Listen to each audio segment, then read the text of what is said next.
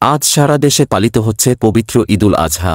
তারই পরিপ্রেক্ষিতে সকাল সকাল গাইবান্ধা কেন্দ্রীয় ঈদগাহ মাঠ পরিপূর্ণ হয় হাজারো মুসল্লিদের ভিড়ে। উক্ত সময় উপস্থিত ছিলেন গাইবান্ধা সদরের মাননীয় সাংসদ জননেতা শাহ সারোয়ার কবির। তার বক্তব্যের মধ্য দিয়ে তিনি জানান, কেন্দ্রীয় ঈদগাহ মাঠকে আরও নান্দনিক করতে যা যা করণীয় সে বিষয়ে তিনি কার্যকরী পদক্ষেপ গ্রহণ করবেন। উক্ত সময় আরও উপস্থিত ছিলেন গাইবান্ধা পৌরসভার মেয়র মোহাম্মদ মতলুবুর রহমান, অতিরিক্ত জেলা প্রশাসক দেওয়ান মওদুদ আহমেদ ও বিভিন্ন বিশিষ্ট ব্যক্তিবর্গ। মুসল্লিরা পবিত্র ঈদুল আজহার নামাজ আদায় করেন এবং অতঃপর নিজের জন্য, নিজের আত্মীয়স্বজন ও ফিলিস্তিনের নির্যাতিত মুসলিমদের জন্য মহান আল্লাহর নিকট সাহায্য প্রার্থনা করেন। তোমার প্রিয় নবীর প্রিয় উম্মত আজকের মার খাচ্ছে, আল্লাহ তুমি তাদের অভিভাবক হয়ে যাও। হে রব্বে করিম, তাদেরকে তুমি হেফাজত ফরমাও। পুরা বিশ্বের সমস্ত মুসলমানদেরকে তাদের পাশে দাঁড়ানোর তৌফিক দান করো।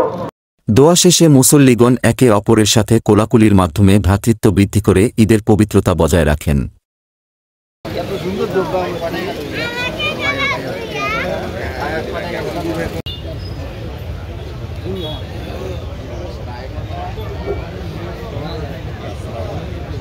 অতঃপর অনেকে কেন্দ্রীয় ঈদগাহ মাঠের পাশে অবস্থিত পৌর গোরস্থানে গিয়ে তাদের প্রিয়জনদের কবর জিয়ারত করে তাদের মাগফিরাত কামনা করেন।